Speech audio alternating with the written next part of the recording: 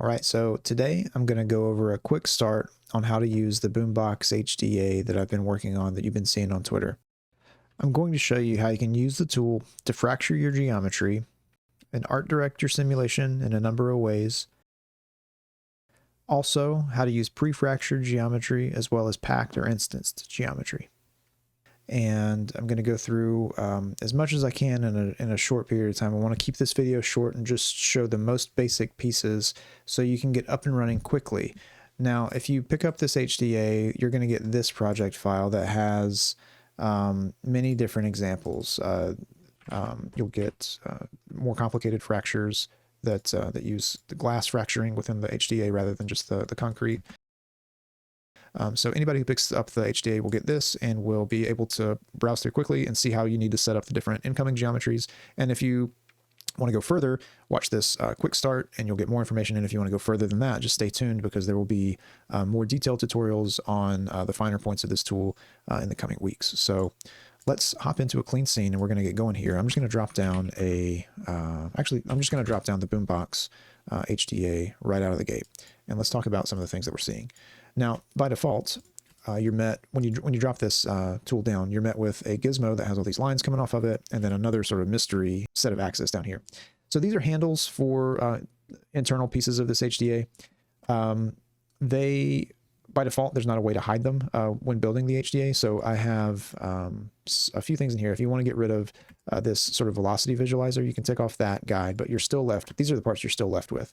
If you want to get rid of those, you can right click on them and say disable the display, or you can come over with the BoomBox selected, you can come over and right click on the handle and then tick those on and off. The impact velocity and the static group, those are there whenever you need them or whenever you need to get them out of your way. So let's talk about some of the first settings you're going to need to deal with on the BoomBox. So you need to select which type of geometry you're feeding in, whether it's polygonal geometry that you're going to fracture, or if it's already fractured, or if it's instanced. And then you need to select what you're going to see on as the first output. By default, that's your high-res geo.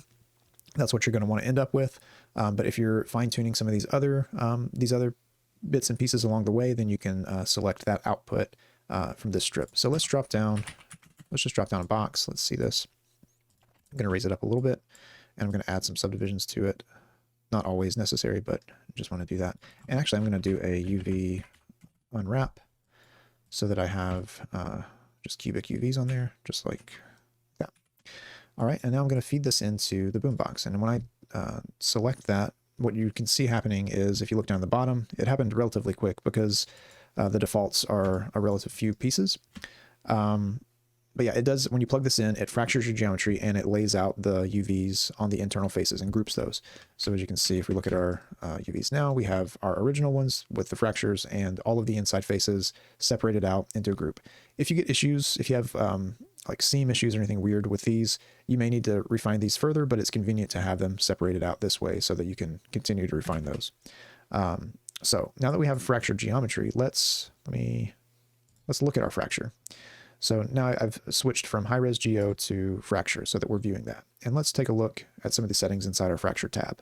So we have obviously a exploded view, which you can see the internal pieces. You can see that those are getting UVs on the inside.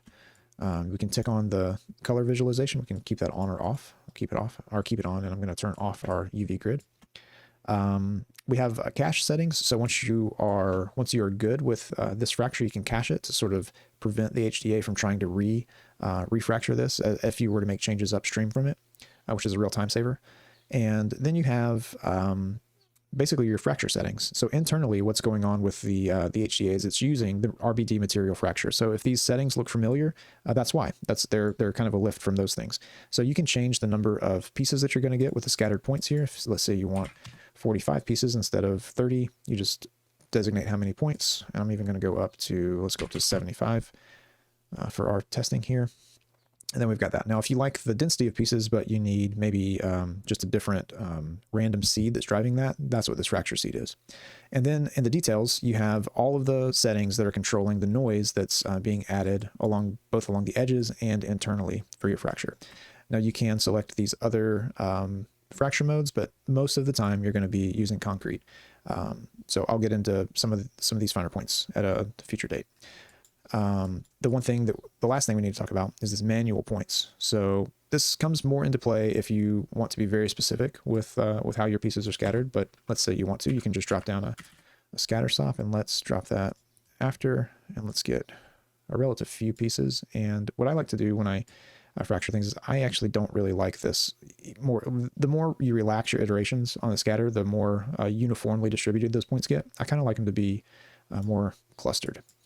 So back in the BoomBox, if we turn on manual points, and then in the second input, we feed our manual points into that. Now the HDA is using this set of points to drive these. And if we drop this down to, I don't know, 5 points, you'll see that more clearly. So this is just sort of a convenience if you really want to art direct your fractures more, but you don't want to go that full step of pre-fracturing your object and feeding that in. So that's the explanation for that. And now that we are, let's say we're happy with this fracture, let's just save this to disk. You can change the name if you want, and let's load it back in. By default, this geometry is going to be named whatever your BoomBox HDA name is. So just be aware of that. And now that we've got our fractures set up, let's move to the next step, which is going to be how to set up the sim. And let's turn our impact velocity gizmo back on, tick that on here as well. And to set up the sim, we just hit play. You can see how fast that was. Let's turn on real-time playback. And we're really making those pieces fly, right? Let's turn this to dark and tick off that. Maybe put our wireframe back on. Now this velocity gizmo by default is sort of a hemisphere, but if you adjust the clipping on it, you can get a more spherical blast, and that will push things in all directions. Or you can adjust it so that you get a very like a more conic blast, or more sort of a cone shape where it will move pieces more directionally. So that's pretty fun. But let's say you want to direct this with your own curves. It's built to do that. Let's drop down a draw curve stop, plug that into the third input, velocity curves.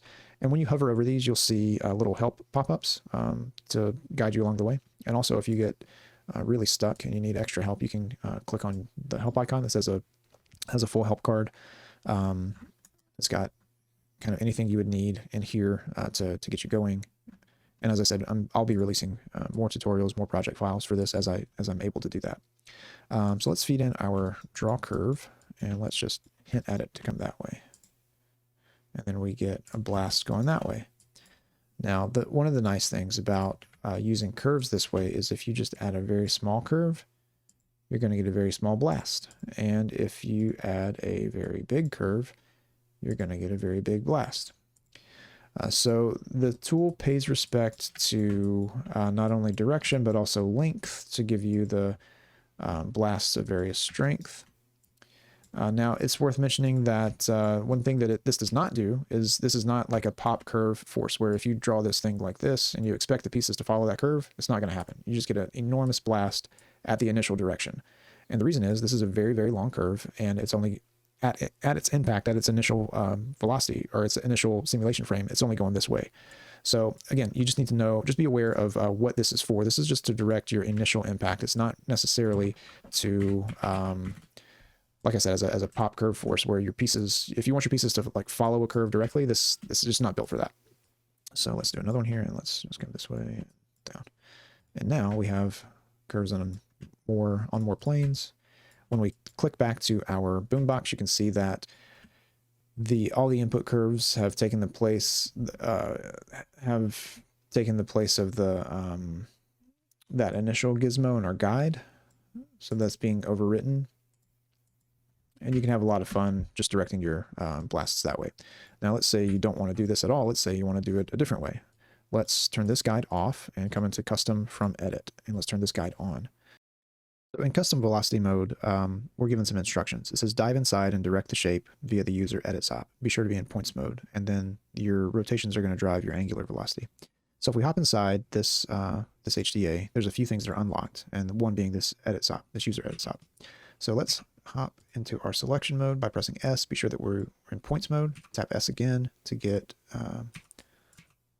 our edit handle. And now we can just move this as we would like, and we can rotate it.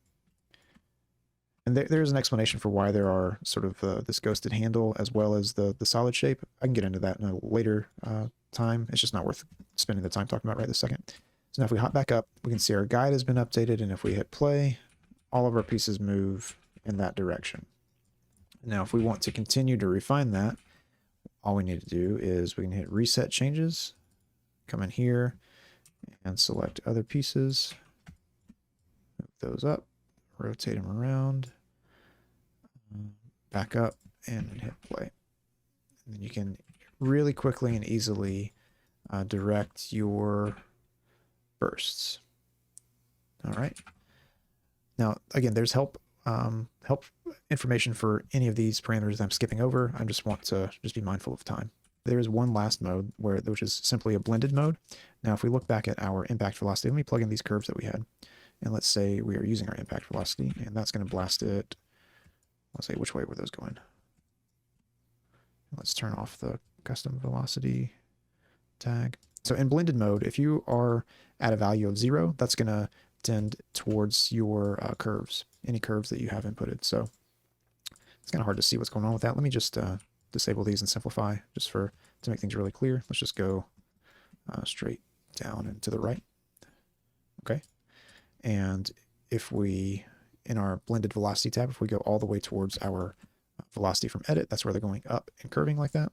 Now, if we pick a value that's in the middle, it's going to blend between those two velocities. So we get our upward motion from the edit and our downward motion from the curve.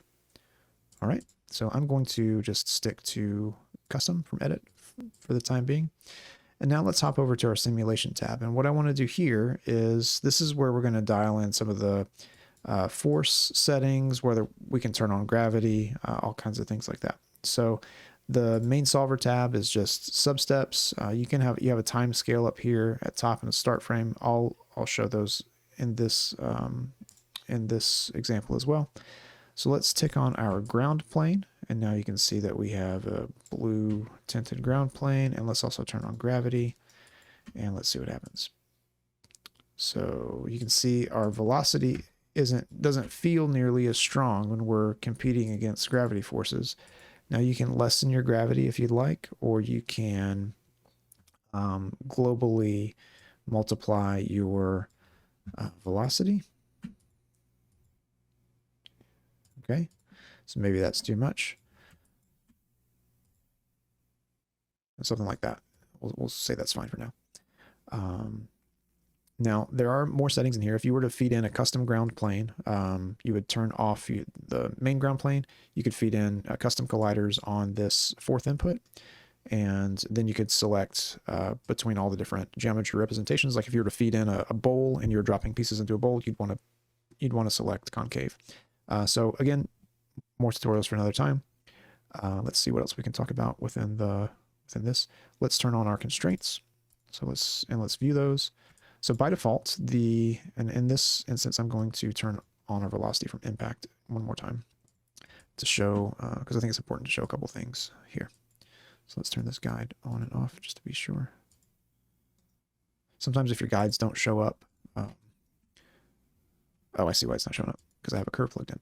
So I want to use this gizmo because this is the easiest way to see how our constraints get deleted kind of on the fly when they're receiving velocity. So let's look at our constraints. And if we move our velocity down inward, you can see the constraints get eaten away. So the short version of this, without going into a ton of detail, is if you just have constraints that, let's see, that don't get deleted by velocity, and there's an option for that, okay? If you have that, then everything's going to get pushed around and it's never going to break. So there will be no fracture, and you might want that in some cases. So if you look at this simulation, we have all this velocity pushing our cube up, and it comes down and it never breaks. Now that could be kind of nice, particularly if, let's say, our constraints, we want them to be weaker constraints. Let's just turn our constraint strength value down to 1, and then when it hits, it's going to break. So if that's what you're looking for, that's great. But more than likely, what you're going to be looking for is you'd want a bit of this to blast off, right? And so if you've got constraints that are never broken by velocity, those initial blasts or the initial pieces that you would likely intend to blast off the edge, they're never going to release. So I've added this delete by velocity sort of as a convenience to just remove any constraints where velocity is being applied at the simulation frame. So that's probably more something that you would be after. Now, if you want this strength of your constraint to be really, really low, let's even go lower than that, like 0.05, then as it hits the ground, it's still going to shatter, but you know, they're holding together at that initial burst. And we can see this a bit better if we take our ground plane down. Oops. Yeah, let's see. So then the main chunk holds together, but when it hits the ground, it breaks. So that's the quick and dirty bit on constraints. One more quick thing to go over is the static group option in the constraints. So I'm going to show you how to use this. First thing, we'll go to Constraints tab, and we'll enable this. And if you don't see anything, this is because early on we turned this off. So if we go back and right click on the handle and select static group, you're going to see this this group, sort of this group gizmo. Actually, let me turn this off for 1 second to show you what's happening. So we've just got a box exploding, and I'm going to right click on this handle. This is our the velocity handle. I'm just going to turn that off. And now let's enable our group. And this is a typical group SOP in Houdini, where you can define the pieces of a group by a bounding box or bounding sphere or bounding object. All of these work. I'm just going to leave it as bounding box. And now let's hit play, and you can see what's happened is any pieces in the group are now static. They're not affected by any forces in our sim. And if you turn that back off, there you go. So that's the static groups. One last feature I wanted to explain is this dampen by velocity attribute. So right now our sim, I just have a simple line going from left to right. And as you can see, all of our pieces are moving that way. But let's define an attribute. And the way that I'm doing this in this version of Houdini, the way I'm doing this is by a attribute transfer. I can do this by groups or however else. But what I've done is I've created a attribute create, and I've named the attribute vel mult. You can name this anything, but I just stuck with the default. And now if we tick this on in our BoomBox HDA, you will see if we visualize let's do this. Let's turn on vel mult. So I've got this sort of this visualizer set. So I've just got a attribute that is on this sphere, it's 1, everywhere else is 0. So where it's being transferred here, we've got a value from 0 to 1. And if we look at our BoomBox, you'll see that we get this same visualization only applied to our pieces. So one thing I'm going to do really quickly is I'm just going to cache this and then save it, or load it back in, because what I want to show is if you cache your geo and then you continue to dial in this attribute, it'll do it in real time. You don't have to you know, if you're not cached, when you update geometry that's incoming to or going into the BoomBox, it will sort of force refracture your object. So if you cache it, then you can make these changes, and it updates in real time. So now let's see what this is going to do. So now if we look at the visualization of this, we can see that on the low side of our attribute at 0, that's going to be the blue values. The 1 is going to be those yellow values. So you can see, let me pull this back. So now most of our box is blue, meaning that we've got this dampen attribute at a value of 0. So it's not going to be, it's not really going to catch as much of that incoming velocity. Now they are still moving very slightly. So this isn't the same thing as using a static group. It's just another way of controlling your velocity. And one of the ideas behind it was, let's say you have a sim where you're really liking most of what's happening, but maybe like, you know, one of these pieces is just going a little bit too crazy. So in that instance, what you could do is via a attribute paint or a group or whatever, you could interactively just paint out that one piece to have a multiplier of the velocity on a more controlled level. So that explains the velocity dampening. And you can add this velocity damp attribute in any number of ways. You can paint it in. You can use the attribute adjust floats. A lot of freedom in how you do that. Before closing out, I'm going to hop into this example file that's going to be provided if you pick up the HDA, and I'm going to show how to deal with more complex fractures or pre-fracture geometry, and also how to set up instanced geometry. What I've done is I've got 2 examples in this file. Taken a pig head and just used a standard Voronoi fracture. You can see it exploded here. And when you select pre-fractured objects, what you're going to need to do, mainly because the BoomBox HDA only has one input for incoming geometry, you're just going to need to feed your fracture through an RBD pack. So what that does is it takes your high-res geo in the first input, your constraints in the second, and your low-res geo or your proxy geo in the third. And in my case, because this is such simple geometry anyway, I just fed my high-res and I should say I piped the same geometry into my high-res as my proxy. And now if we look at the HDA, you can see works just as expected. It's everything that we went over and all the other bits that I've already talked about applies to this. And then if you fracture things even in a different way, let's check out what we have here, which is just a sort of a cookie-ish shape. And I've used a Boolean fracture with these sort of crazy cutting planes as a means of fracturing it. It's the same thing. You just feed in your high res, your constraints if you have them, and in this case, because these were just more oddly shaped pieces, I used this convex decomposition SOP to generate just convex hull pieces of my geometry. Now I fed those into my proxy, and then same thing as all the others. You can see that works great. And now you can actually see the difference between the proxy and the high-res geo. All right, so that is how you, or if you were to feed in your own pre-fractured geometry, that's how you would need to do it using the RBD pack SOP. And now if we're going to talk about instanced geometry, I'll use this to talk about a couple different things really quickly. So I just have scattered points along a grid, and I have randomized p-scale, randomized normal to generate a different rotation for each of these pieces. And on the copy to points SOP, I've made sure that I've got pack and instance turned on. Now, if you're dealing with geometry that doesn't have that you're not scattering, maybe it's I have an example floating around of a computer keyboard where the keys burst off of it. Now, those weren't necessarily scattered points; they're all just individual pieces of geometry. What you'll need to do is when you're in instance mode, you'll just need to have those packed, whether that's through an assemble SOP or whether it's through some other means. You just need packed points, or packed geo down to points. And now then we can see that this plays quickly because this is really simple geometry. So all the same rules apply that we've already done. So if we don't want this sort of burst from the Gizmo, we can select our custom from edit and then turn that guide on, jump inside, and then the same way that we edited the other pieces that we've looked at, we can do that here. So we can pull those up, spin around this way and get a really big fall off. Go back up, see our guide has been updated, and then if we hit play, that's the look we get. So that about covers it for the different types of geometry and how to set those up. Look for a lot more tutorials on this. This is a really, I tried as hard as I could to simplify this tool, but giving a lot of options, the options grow and there's a lot to explain. So I'm trying to keep this video as short as I can. Look for more tutorials for more specific effects. And yeah, please, if you're interested at all, check this out on Gumroad. Follow me on Twitter. The link to the Gumroad file is in the description.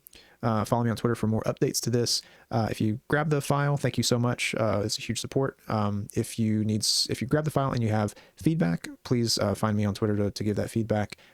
Look for updates to the file. Look for updates to the HDA, I should say. Look for future example files to be given to anybody who picks this up. Yeah, so if you pick it up, you'll get the HDA. Obviously, you will get the this included project file with examples and any future tutorials that I make using this HDA. Anybody who buys the file will get updates to those for free. So thanks again for watching. Hope that people find this tool as fun, as useful as I do. It's really, really fun to use. Thanks so much.